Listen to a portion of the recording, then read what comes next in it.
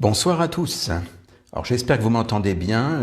Je ne sais pas si le son est clair, mais je pense que ça doit passer.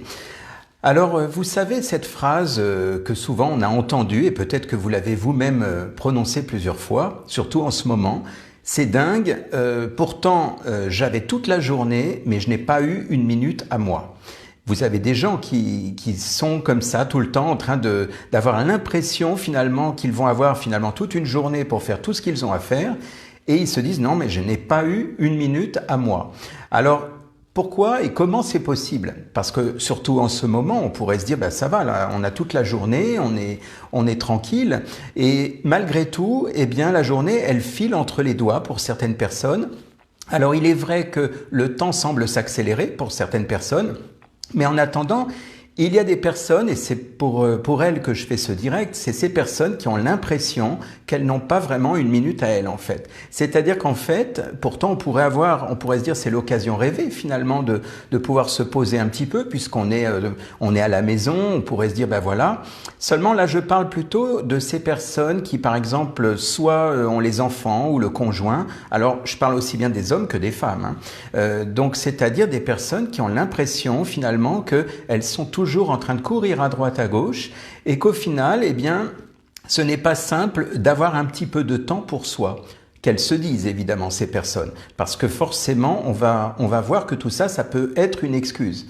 Alors, il est vrai qu'il y a des gens qui savent très bien gérer le temps, et puis il y a ces gens qui ont l'impression que le temps il défile tellement vite que, au final, on se dit non, c'est pas possible. Comment font les autres?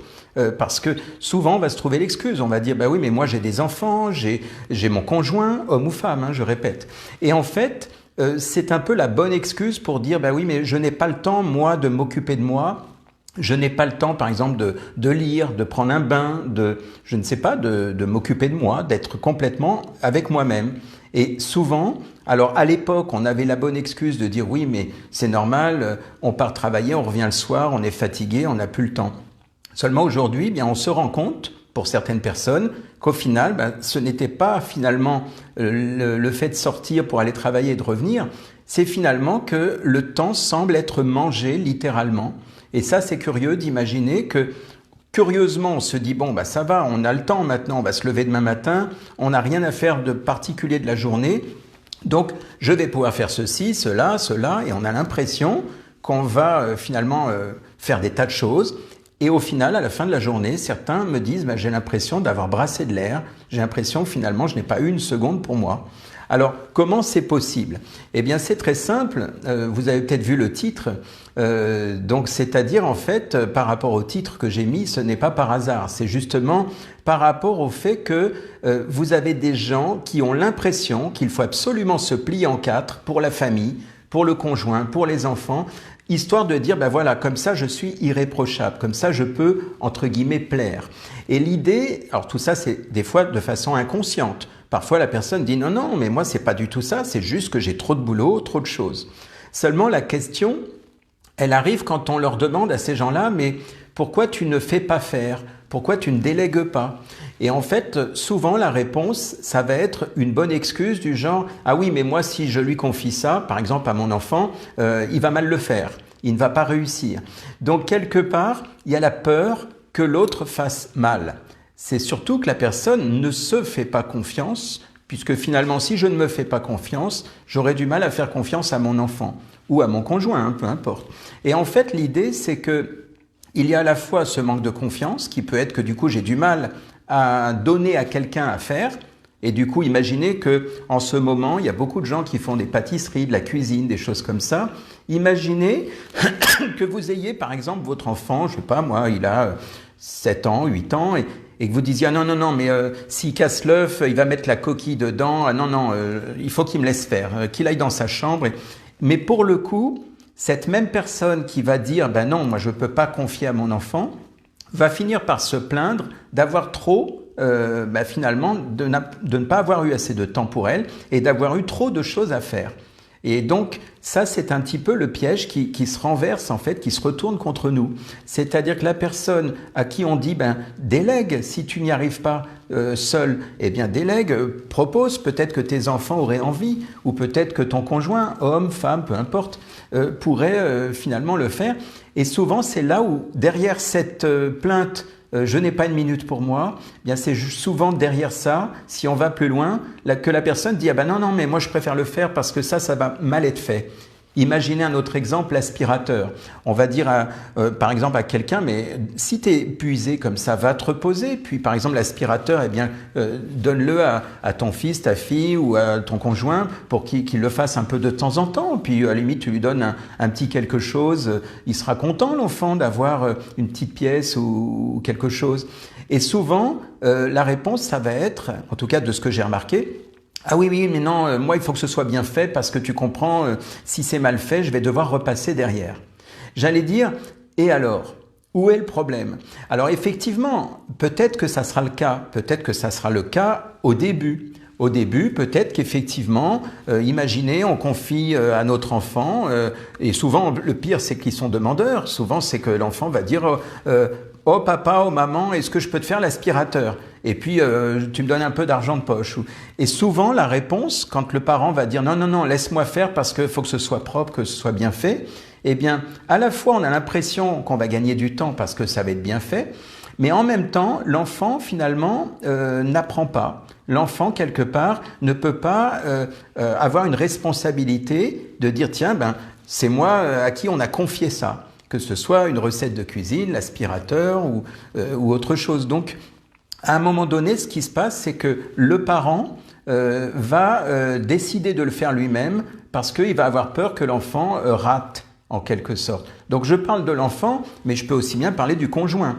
Si par exemple, je sais pas, imaginez le mari et la femme dans la cuisine, et puis il y en a un des deux qui dit à l'autre, non, mais laisse-moi faire parce que tu vas pas le réussir. Admettons une recette. Imaginons que je maîtrise une recette et la personne qui est avec moi dans la cuisine, je la chasse en disant je préfère que tu me laisses faire parce que peut-être que une fois ça s'est mal passé, peut-être qu'une fois ça a brûlé et on ne fait plus confiance en quelque sorte. Et moi ce que j'aimerais dire c'est que en fait je m'adresse à ces mêmes personnes. Quand vous avez démarré votre premier emploi, votre premier travail, est-ce que c'était parfait le premier jour ? Est-ce que le jour où vous êtes arrivé, vous avez démarré, admettons, un lundi matin et on vous a dit voilà, super, vous avez fait du bon boulot, bravo. Eh bien, peut-être que la toute première fois, ce n'était pas aussi parfait. Peut-être que la première fois, il y a eu des erreurs, le temps de se mettre un petit peu dedans. Et ensuite, on vous a confié la mission parce que ça y est, vous étiez autonome. Et en fait, ce qui serait bien, c'est de pouvoir finalement profiter du fait d'être ensemble, que ce soit en famille ou mari et femme, peu importe, mais en famille avec les enfants. C'est de vous dire, tiens, et si j'apprenais, par exemple, à mon ado ou à mon enfant à faire ceci ou cela.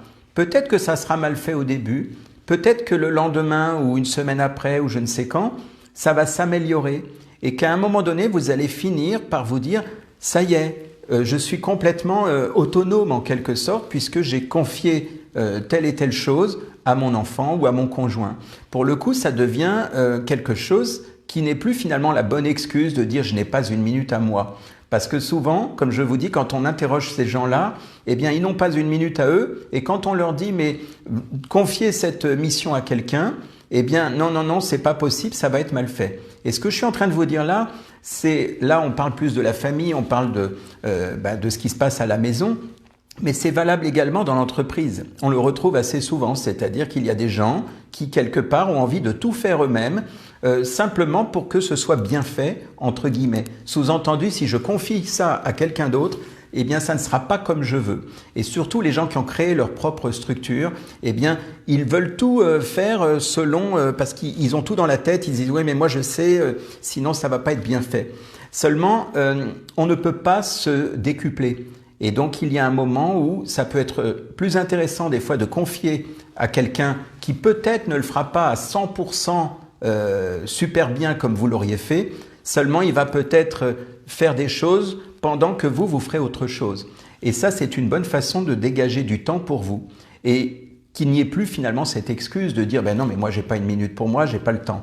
Parce que c'est quand même curieux que dans cette période actuelle, il y ait encore des personnes qui disent je n'ai pas le temps me file sous les doigts et je n'ai pas une minute à moi. Le temps, ça se gère. Si quelque part vous ne gérez pas le temps, eh ben, c'est lui qui vous gère. C'est-à-dire que le temps, c'est quelque chose qui n'est pas palpable, certes. En attendant, on peut faire en sorte d'avoir quelque part une façon de gérer notre temps qui fait que la même journée, vous puissiez vraiment vous rendre compte que vous êtes capable de faire beaucoup de choses. Et quand je dis faire beaucoup de choses, ça veut dire faire vous-même des choses et savoir à qui vous confiez quelque chose à côté. Comme je vous l'ai dit tout à l'heure, certaines choses, parfois, il y a des enfants qui aimeraient aider leurs parents, qui diraient, par exemple, tiens, laisse-moi faire la vaisselle. Ah non, tu vas casser un verre. Ah je voudrais faire un petit gâteau. Ah oui, mais tu vas mettre des coquilles partout. Tu vas brûler ci, tu vas brûler ça. Donc là, je parle pour les enfants et c'est la même chose par rapport au conjoint. Le mari ou la femme qui veut donner le coup de main et l'autre qui dit non, laisse-moi faire parce que l'autre fois, tu l'as raté. Tu as mis trop de sel. L'autre fois, tu as brûlé. Et comme si on n'avait pas le droit à l'erreur. Donc, dites-vous que si vous êtes dans l'idée de dire je vais le faire moi-même parce que quelque part je serai irréprochable, parce que souvent c'est souvent ça, c'est soit je n'ai pas confiance parce que je ne me fais pas confiance, donc j'ai pas confiance en l'autre, soit je désire être irréprochable aux yeux de l'autre pour dire que je suis par exemple une bonne maman ou une bonne maîtresse de maison ou un bon mari ou peu importe. Et quelque part, l'idée, si vous voulez, c'est que en voulant faire ça, eh bien le piège se referme parce qu'à la fin, vous vous dites je n'ai pas eu le temps de faire. Donc posez-vous la question, peut-être que c'est le moment ou jamais, si vous êtes en famille ou en tout cas en couple, eh bien demandez-vous, posez-vous la question rappelez-vous par exemple de votre premier travail, comme je vous disais tout à l'heure, et posez-vous cette question de vous dire tiens, et si c'était une excuse? Et si j'étais en train de me dire que je n'ai pas de temps pour jouer entre guillemets la victime et me dire ah non mais j'ai vraiment pas le temps, moi il y a ça à faire, il y a ça, il y a ci. Oui, il y a des choses à faire, seulement vous n'êtes pas peut-être à ce moment précis quand vous dites ça, peut-être que vous n'êtes pas seul et peut-être que vous pourriez confier une partie du travail. Je ne dis pas qu'il va falloir tout confier et vous tourner les pouces, c'est pas non plus ça, rassurez-vous, il y aura toujours des choses à faire. Mais ce que je veux vous dire c'est que il est important aussi de pouvoir vous ressourcer, de pouvoir prendre un moment pour faire une pause, que ce soit lire un livre, prendre un bain, je ne sais pas, vous poser quelque part. Et ce n'est pas forcément en permanence vous qui devez vous plier en quatre, en quelque sorte. L'idée, c'est que si on est dans une communauté, que ce soit la famille, que ce soit le couple, eh bien, trouver un équilibre en quelque sorte. C'est quelque part comme une sorte de... Oui, c'est ce que je disais, comme une communauté en fait. Dans une communauté, c'est souvent ce qui se passe, c'est qu'il y a une répartition égale, de sorte que tiens, moi je fais ça et toi tu fais ça. Et pendant que tu fais ça, moi je fais autre chose. Et tout ça, c'est normal. Et tout ça, ce qui est important, c'est de pouvoir en parler en communiquant. Il ne s'agit pas tout d'un coup de dire tiens fais-moi ça. Non, c'est de pouvoir en discuter, de dire tiens qu'est-ce que t'en penses? Je me disais que ça pourrait être bien que de temps en temps eh bien je te laisse faire ceci et à l'inverse eh bien tu fais ceci et je fais cela. Voilà. Et surtout il y a peut-être même, et ça c'est quand même curieux d'imaginer, mais ça existe, il y a peut-être des choses que vous aimeriez faire et peut-être des choses que vous n'aimez pas faire et que si ça se trouve, votre conjoint ou votre enfant adore faire. Et oui, ça arrive. C'est-à-dire qu'il y a peut-être des choses où vous n'êtes pas, c'est pas votre truc, et malgré tout, vous vous forcez à le faire en vous disant, oui, mais il faut bien que ce soit fait. Seulement, en vous disant ça, c'est toujours le truc qui revient, c'est-à-dire, oui, mais l'autre va se tromper, l'autre va mal le faire, donc je le fais. Peut-être que l'autre en question, eh bien, c'est quelque chose qu'il adore faire, ou elle adore faire, et peut-être que ça serait bien de dire, tiens, comme c'est son truc, je lui laisse faire. Imaginez, prenons l'exemple des comptes. Par exemple, il y a des gens qui détestent faire les comptes, et peut-être que le conjoint, il adore faire les comptes, parce que c'est son truc, parce que, alors peu importe après pour quelle raison. Peut-être que c'est son truc parce qu'il est inquiet, il veut vérifier que tout soit bien, mais peu importe. Si c'est son truc, eh bien, c'est pas votre truc, délestez-vous en quelque sorte, dégagez-vous de ça et faites quelque chose qui vous plaît. Vous voyez, on a l'avantage quand on est plusieurs Parfois, l'enfant, quand je parlais de l'aspirateur, je veux dire, l'enfant peut très bien dire ah, c'est chouette parce que pour lui, bah, c'est un plaisir de pouvoir aider. Et en plus, l'enfant, ça va lui donner une certaine fierté. Ça va lui donner une responsabilisation, il va se sentir finalement exister, fier de pouvoir dire bah, tiens, je participe. Voilà. Et comme je disais tout à l'heure, si c'est son plaisir, bah, vous pouvez, puis vous lui donnez une petite pièce même au cas où, ou peut-être autre chose, peu importe, on n'est pas obligé de monnayer en fait. Hein. Mais ça peut être intéressant d'y penser, de penser que finalement, ça peut être un bon compromis. Donc surtout, si c'est votre enfant qui commence à faire quelque chose, parce que c'est la première fois, vous dites, allez, je vais lâcher du lest, j'arrête d'être psychorigide, tant pis s'il casse un œuf, tant pis si le verre il est fêlé quand il a fait la vaisselle, ça lui donne envie. L'enfant, il adore, hein, il a les mains dans la mousse, il est là, pas tous, hein, bien sûr. Mais voilà, il adore l'idée de pouvoir participer. Eh bien, imaginez, même si il n'y arrive pas beaucoup, même si c'est mal lavé, même si l'aspirateur est mal fait, félicitez-le. C'est important. Validez en disant ah c'est bien, bah tu vois tu es capable, c'est bien, bah, tu feras encore mieux la prochaine fois. Voilà. Et quitte à ce que même s'il est mal fait l'aspirateur, bah, discrètement pendant qu'il va jouer dans sa chambre, eh bien vous repassez un petit coup vite fait, c'est pas gênant. Mais l'idée surtout, ce n'est pas de le dévaloriser en disant non tu vas pas être capable, tu ne vas pas y arriver, laisse faire papa ou laisse faire maman. Ça c'est en général une peur. On a peur parce qu'on se dit non, il ne va pas y arriver. Seulement, comme je vous ai dit tout à l'heure, on a tous démarré en faisant des erreurs. Donc l'idée, c'est vraiment de lui montrer, là on revient sur l'enfant, de lui montrer, de lui dire regarde, voilà comment moi je fais. Et puis à un moment donné, eh bien l'enfant va finir par être capable de le faire. Et petit à petit, vous allez rajouter des informations en disant tu vois, quand tu fais ça, fais-le plutôt comme ça, c'est mieux. Si vous voulez, pour finir là-dessus, c'est un peu comme, vous savez, quand on forme une caissière, par exemple, dans un supermarché, eh bien, vous avez remarqué que, en général, la caissière qui est là pour montrer, elle n'est pas en train de prendre la place en disant « Regarde, t'as vu, je fais ci, je fais ça ». Non, elle fait asseoir la nouvelle, la personne qui se forme, elle la fait s'asseoir et elle lui dit « Voilà, tu appuies sur telle touche, tu fais ça ». Mais celle qui est en formation, c'est elle qui est en train de toucher, d'agir, pour qu'elle ressente ça dans son corps, qu'elle se sente le faire. Si moi je vous apprends quelque chose et je vous montre, mais c'est moi qui fais tout, vous n'allez pas réellement retenir. Si maintenant je vous dis voilà, pour l'exemple de tout à l'heure, la caissière ou l'aspirateur ou la recette de cuisine, eh bien je laisse faire, je surveille mais je laisse faire. Je lui dis vas-y, tu fais ça, tu fais ci, mais c'est pas moi qui vais casser l'œuf ou qui fait ci ou ça. Tant pis si l'autre se trompe, on ramassera, c'est pas grave.